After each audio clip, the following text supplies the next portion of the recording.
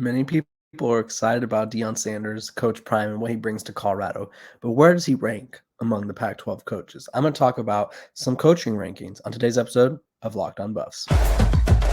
You are Locked On Buffs, your daily podcast on the Colorado Buffaloes. Part of the Locked On Podcast Network, your team every day.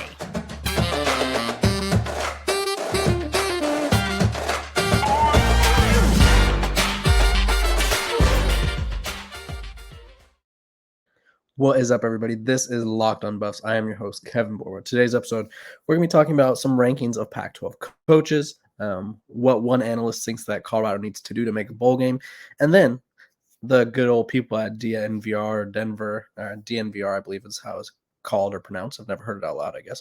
They've talked about the walk-ons to known, so I'm going to preview the walk-ons and maybe who has the best chance of having a role this upcoming season.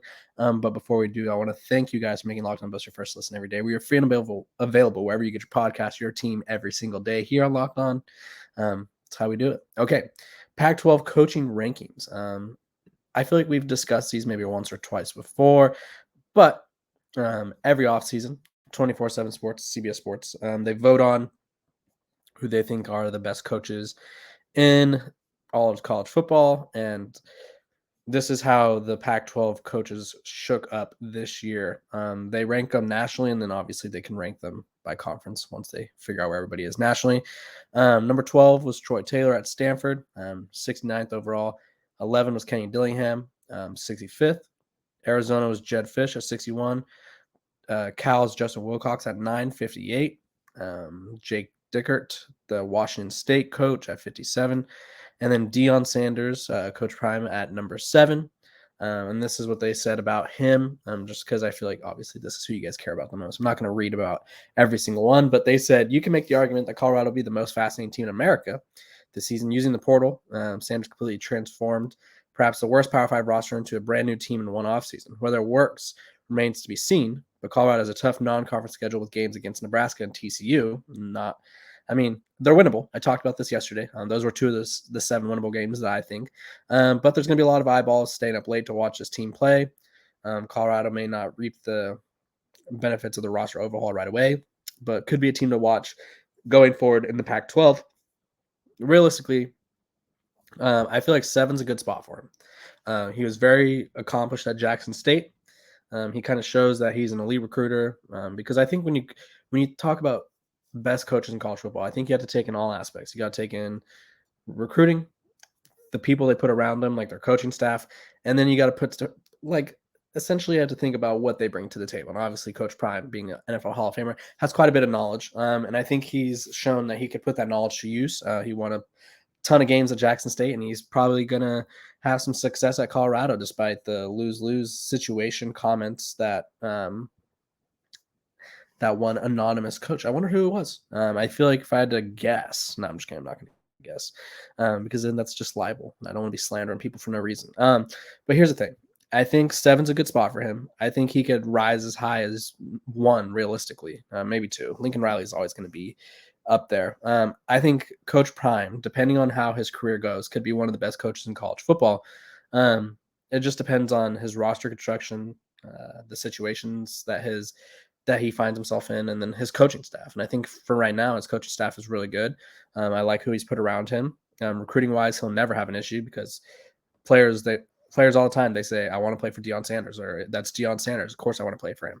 And so I feel that there's a respect there, and it's ultimately going to come down to X's and O's for him. I don't think he's going to struggle with any aspect of coaching in terms of recruiting or putting together good staff, because who doesn't want to be a part of with whatever he's doing? But it's just going to be the on-field product, which obviously that's not like a hot take by any means, but that's kind of the only thing that we don't know about him yet, is how his team at Colorado, how they're going to do, how they're going to do this year, how they're going to do in the future.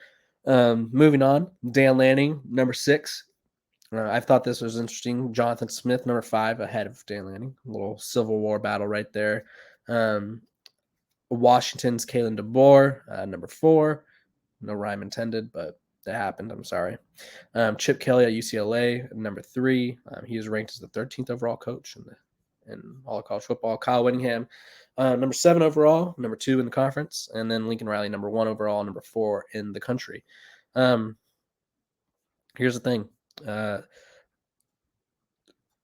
The Pac-12 is full of a lot of interesting coaching notes. Lincoln Riley is nearly the top ranked coach in the Power Five, but when you look at a coach like Troy Taylor at Stanford, 69, there's 69 Power Five teams, and he's ranked dead last. I don't think this is these rankings are interesting because I wouldn't say they're like a testament to how good of coaches they are. I feel like it's more so what they've accomplished at this moment in time, like which coaches have accomplished the most. Because realistically, at the Power Five level, let me add that as well. Because Troy Taylor doesn't have much Power Five experience. He was offense coordinator at Utah. Obviously, Coach Prime. I think Coach Prime's hired because of his recruiting success right away, his transfer portal success that happened before Stanford popped off on the recruiting trail. So it's interesting.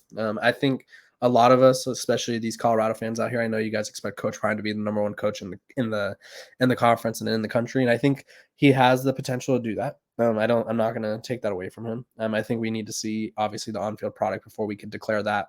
But if you ask me if he was heading in the right direction, I'd say yeah. He's innovative. He's polarizing.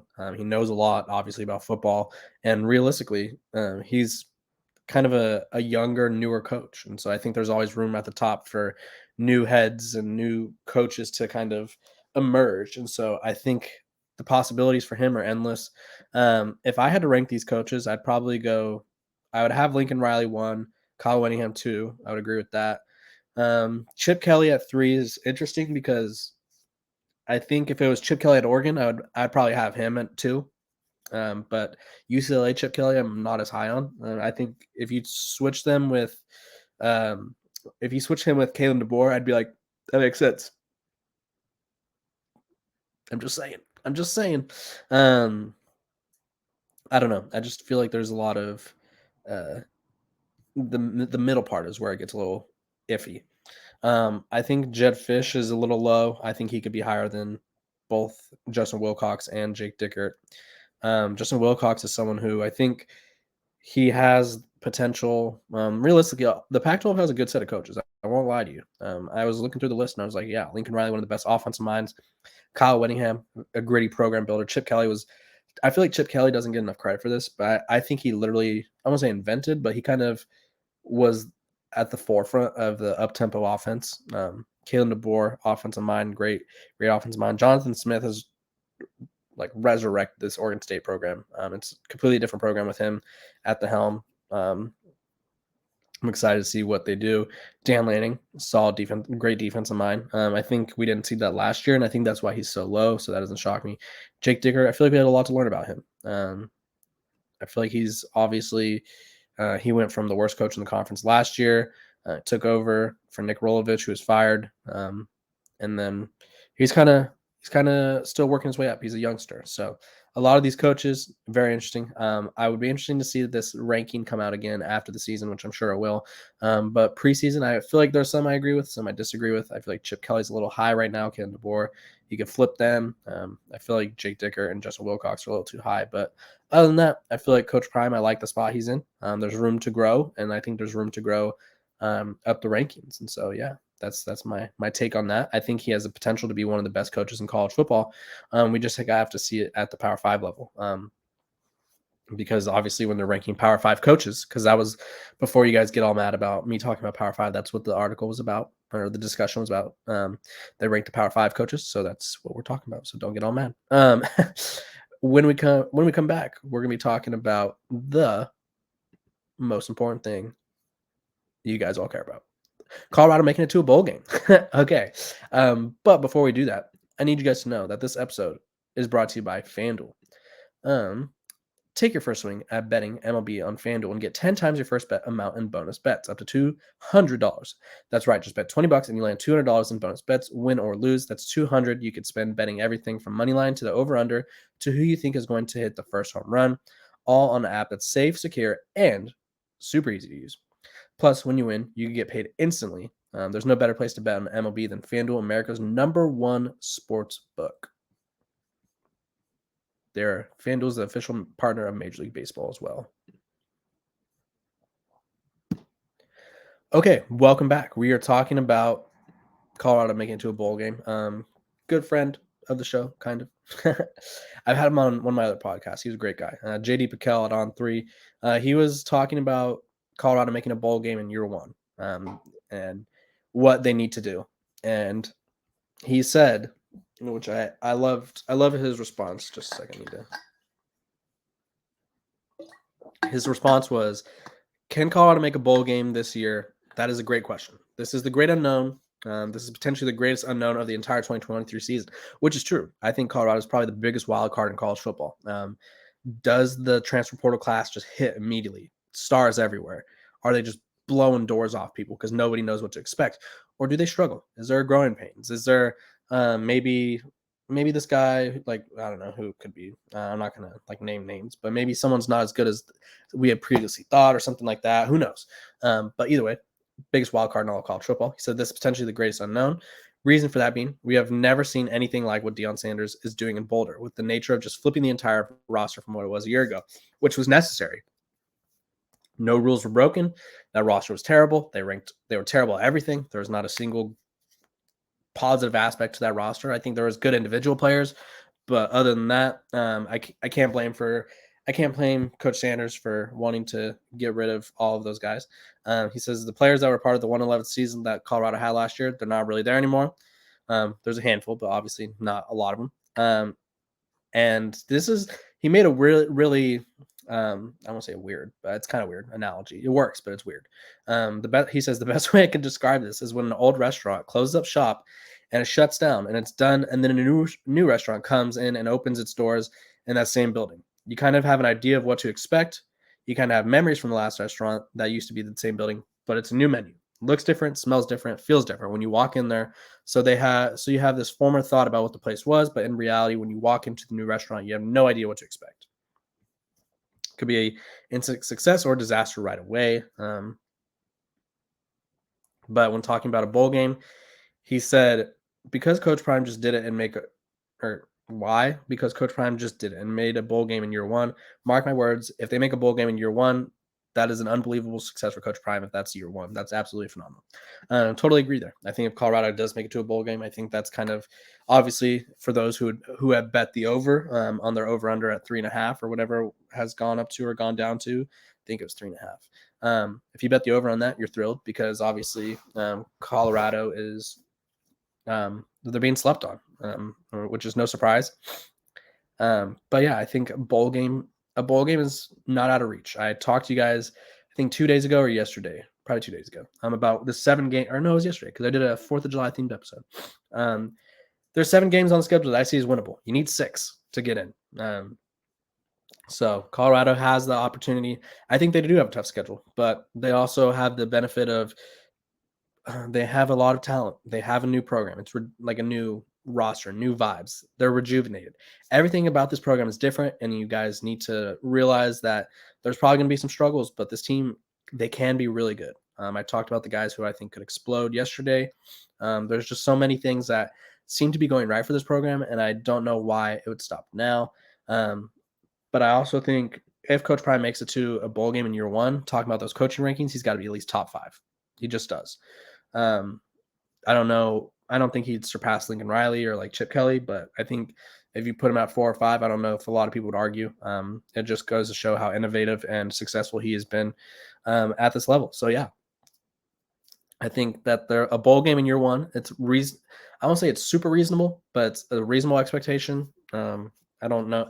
I wouldn't bet my life on it. I wouldn't be like, yep, 100% guarantee, but I'm very confident that it could happen. So just watch those buffs and hope for the best, I guess we could say. When we come back from break, we're going to be talking about the walk-ons, the underrated guys on the team, the unsung heroes of every college football team, and what they kind of bring to the table and which ones to look out for when we come back. Welcome back. We're talking about the walk-ons to know. The guys over at DNVR. They talked about every walk-on, kind of what they bring to the table, who to look out for and stuff like that. I'll go over them just because I'm gonna go over all of them just because I think they should get their shine. But then I'm gonna talk about the few that I think could actually um, have an impact. Running back Charlie Offerdahl. Everybody knows who Charlie Offerdahl is. He was one of the players that was heavily featured in just about not every video, but there was multiple well-off videos where he was kind of featured in it, and Coach Prime obviously loved his effort and grittiness. The running back room's a little tight and contested, so I don't know how often he'll play. But Caleb Mathis, a wide receiver, his dad is actually one of the coaches, cornerbacks coach Kevin Mathis. He's a receiver. We saw him in the spring game, earned his number. Then there's Chernette Estes. He was able to make a catch during the spring game that was good on Travis Hunter. Obviously, the wide receiver room is very deep. This one's interesting. Elijah Yelverton went to Iowa, was a player at Iowa, which is obviously like tight end U. Then medically retired, and then decided to unretire and transferred to Colorado. He played for Coach Prime and with Shedeur at Trinity Christian in Texas, which is an interesting little tie-in there. Then there's Israel, I think it's Israel. Solomon. Solomon was an IMG guy, former Hawaii commit, but flipped, obviously. Then there's Ben Finiseth, I believe is how you say his last name. He was named a captain for the game against Cal, and is one of the defensive backs in that very experienced room. And they got a long snapper from Jackson State. Realistically, when I look at this list, because the hard part about being a walk-on is obviously you're not promised anything. Coaches, I don't know if it's as common anymore, but coaches promise playing time to recruits, or I'm sure they promise some playing time to transfers. And so if you're a walk-on, you have to work extra hard. Walk-ons, they're not paid for, they're not on scholarship. So some of them, I don't know about this group, but some walk-ons across the country have other jobs. So they go to school, they play football, and then they go, say, clock in at Walmart or something. I've seen stories like that. They go work at local stores or something. So walk-ons are some of the hardest working people in all of college, because I think there's always a disconnect between college athletes and just students. And walk-ons are kind of like that gray area, because while they do get things for being an athlete, they also don't get all of the same preferential, or they don't get all the benefits of being an athlete. I won't say they don't get preferential treatment, but they don't get all the benefits. They don't get scholarships. They don't always have meals paid for, comped. They're likely, for the most part, not getting NIL deals. So it's very difficult to be a walk-on. I think a lot of times walk-ons overlooked, but people following their dreams and working hard. So gotta give them some support. Let me talk about the few that I think can make an impact. There's 3 that stand out to me. Charlie Offerdahl, for one. If I had to pick someone who is not going to be a walk-on for long, it'd be him. I feel like he's going to probably earn his way to a scholarship eventually. Running back room wise, it's going to be tough for him to see the field. I don't know how many carries he's going to get. They have Kavosi Smoke, Alton McCaskill, Dylan Edwards. I talked about McCaskill yesterday as someone I think that is going to pop off. That's one of my guys that I think will explode.